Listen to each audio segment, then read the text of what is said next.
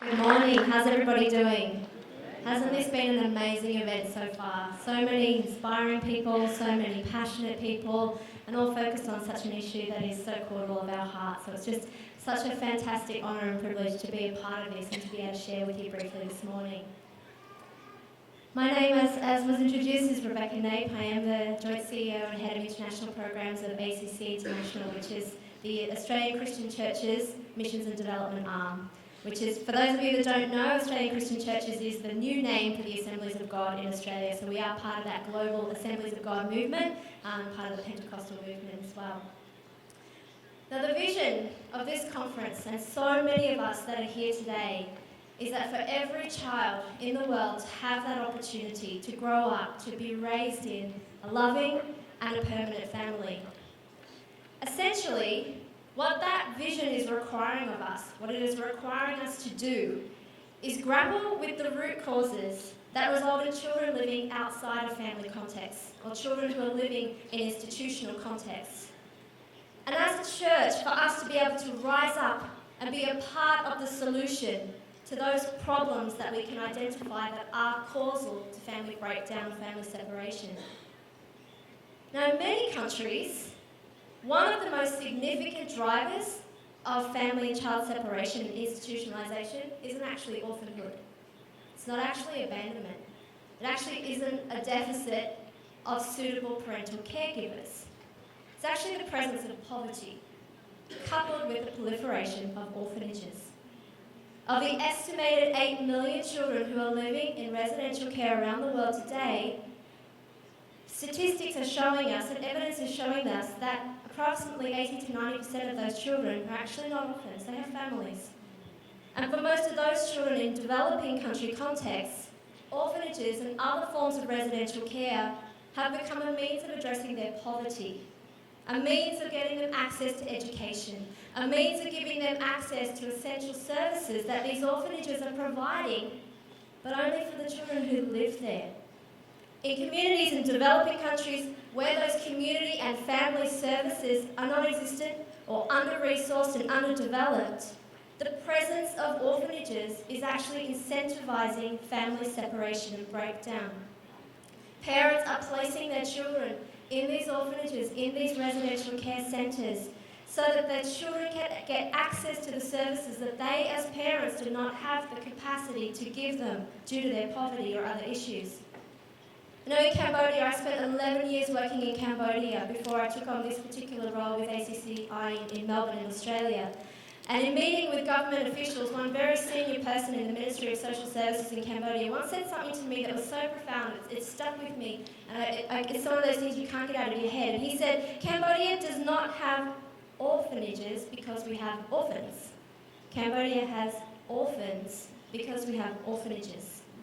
And therefore, if we are going to achieve this vision of a world without orphans, of a world where children are raised in family environments, in family contexts, loving and permanent families, then yes, we need to increase the availability and the prevalence of family-based care options for those children, but we also need to scale back the use of, the support of residential care. We need to change the way that we as a global church are assisting vulnerable children, from removing these children from the context of their poverty and placing them in orphanages, to removing the poverty from their contexts, so that they can thrive in their families and in their communities. We need to be more proactive about actually preventing that separation, preventing the vulnerability, the risks of these children that lead to them being institutionalised. We need to preserve vulnerable families as a way to support vulnerable children. And to do this, we need to effect a paradigm shift. And this is a journey that for us, ACC International, started about 5 years ago now. And that's what I want to share with you in the remainder of this session, is how that journey outplayed and what we were able to achieve. Now, for those of you that aren't familiar with ACC, the Australian Christian Churches movement, we are the largest and the fastest growing Pentecostal denomination in Australia. Many of our churches, like many other movements around the world, have had a long history of engaging in residential care through our missions and our development programs and through our churches. But in 2011, we took a bold step to begin to challenge our churches, challenge our pastors and leaders about their support of residential care, and encourage them to shift towards actually preserving and supporting and strengthening families and providing family-based care options for children. Now, the catalyst for this change was my time in Cambodia. Unlike many churches and supporters in Australia who hadn't actually been able to engage with children living in residential care, I spent that 11 years in Cambodia, and I watched and witnessed that first generation of children exiting the care system after orphanages were started in the mid-90s when the country opened up to the outside world after the genocide. And we watched these children, at that time largely coming out of Christian orphanages or Christian homes, return to society, and they were so under-equipped and so underprepared to fit in. They were so vulnerable to being trafficked and tricked and all other forms of exploitation. We watched so many of them struggling as they were married. We saw them struggle as they became new parents. We saw so many of them suffering from depression. We heard their heartbreaking stories of being abused in these orphanages, and some of these were the best orphanages in the country. Some of the abuse was at the hands of other children. We heard the stories of the parents and the families that they were separated from because of poverty and the heartbreak and the longing that created. And it was really clear that something wasn't right about this picture, that something about this response needed to change. And after watching that dynamic repeat itself over a 5-year period, my husband and I became part of an organisation establishing Cambodia's first foster care program in Cambodia with an organisation called Children and Families. And we continue to work on that, and we are still on the board of that organisation. But in 2010, at the end of that year, God called us to return to Australia to take on a different role within ACC International. And when I came back, I realised that I'd gone on that journey independent of my organisation and independently of my movement, and that ACC churches had a fascination with orphanages and were still heavily involved in supporting them. But that fascination that our churches had with orphanages was actually built upon a very romantic notion of orphanhood, and it didn't reflect the reality of children living in care.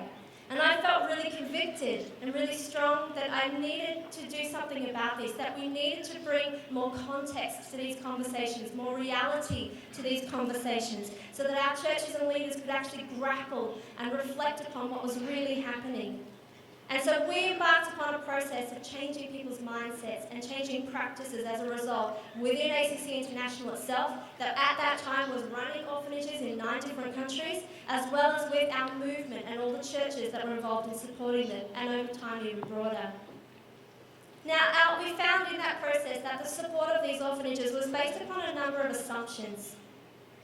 Some of these assumptions include things like that children thrive in orphanages and they are the most natural way for the church to respond to vulnerable children. That orphanages are inherently safe places where children are no longer vulnerable. That orphanages are filled with orphans who have no other place to go, that have nobody else to care for them. And that the 153 million orphans that we hear about are children waiting for homes, when in fact it's only a very small percentage of them that are actually double orphans. And the problem with these assumptions is that they weren't grounded, and they weren't based in truth and evidence, and so we had to bring that context back so that people could begin to understand what the reality actually was. Now, this was not easy, and it wasn't comfortable, and it required us to repeatedly give this information and allow people to be exposed to these truths so they could grapple with what their assumptions were versus what the evidence was saying. So once our leaders began to understand that 80 to 90% of these children actually had families, their eyes began to open. When they understood that orphanages are not conducive to meeting children's social, emotional, psychosocial needs, and then when they understood the realities of institutionalisation, of attachment disorders, of lacking life skills, of hypervulnerability as care leaders, they began to really understand the seriousness of institutionalisation on children. When they realised that most of these children actually have families who just don't have the financial means to care for their children, they understood the mismatch between the strategy we were using versus the needs of these children and families. But they couldn't actually grapple with the change until we presented a viable alternative. And that's why in ACC International we developed what we call the Connected Program. And the Connected Program was designed to come alongside of our own residential care centres and help walk them through that process of transitioning to non-institutional services. It was designed to come alongside of our churches and our pastors and help them with engaging and grappling with this information and this mindset change.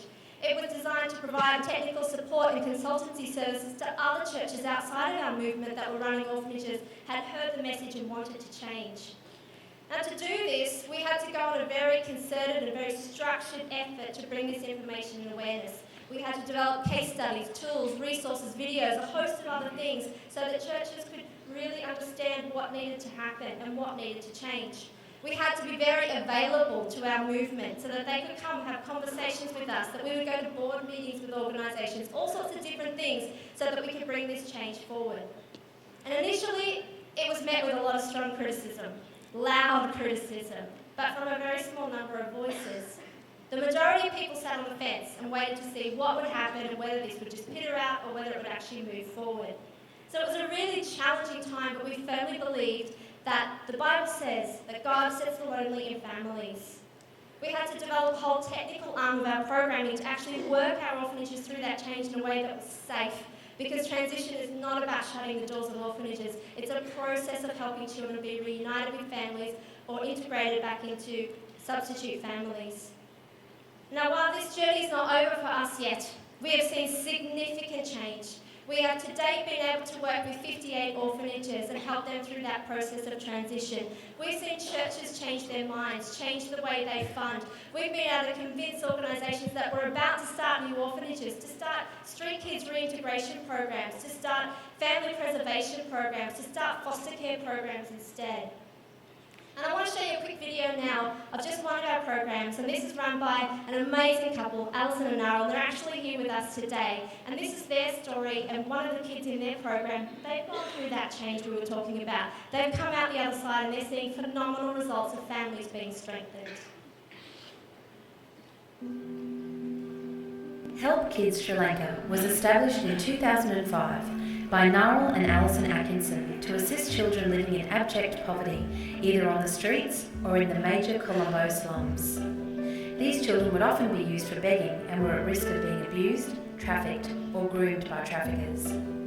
Alison and Narl set about establishing 2 Help Kids centres to provide early education and daycare for these children. The Help Kids centres provide a safe place for parents to take their children during the day where they will be fed, educated and cared for whilst the parents are at work, therefore reducing the risks associated with being on the streets.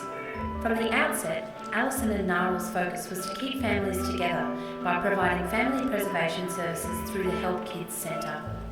Today, they provide family case management and counselling, early education, English classes, nutrition assistance, preventative healthcare, after-school tuition, access to microloans and daycare for single parents. They assist poor families with school packs to ensure they can provide the uniforms and books required for their children to go to school. Over the last 10 years, they worked alongside hundreds of families, and over 90% of those families were able to be preserved through the services offered by the Help Kids Centre. A small number of children, however, came from abusive backgrounds or had been removed from their families by the court and were in need of alternative care. These children have been cared for in the Home of Hope, which provides temporary residential care for children, while social workers and staff work with the families to overcome issues and work toward the goal of reuniting the family.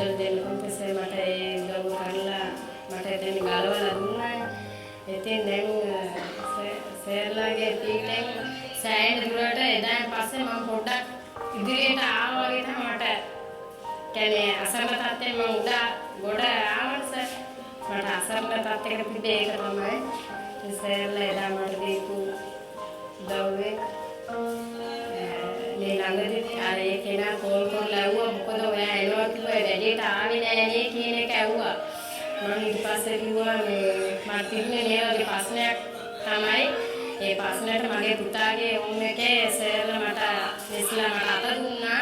ඒක නම් අත දුන්නේ මගේ දරුවන්ට මම ඉදිරියට ජීවත් වෙන්න ඕන අන්දා. ඒකත් මම ඔය දෙයට එන්නේ කියලා.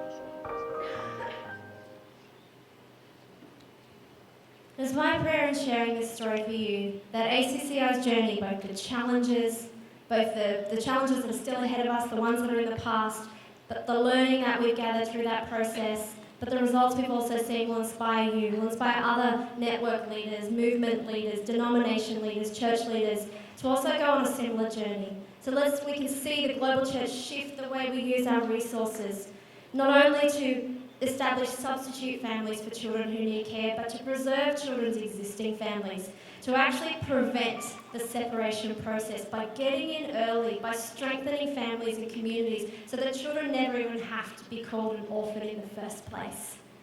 And I just pray that you'll come alongside, that we can work together, that we can build a movement that is about families and strengthening families and seeing every child achieve that God-given right of growing up in a family. Thank you.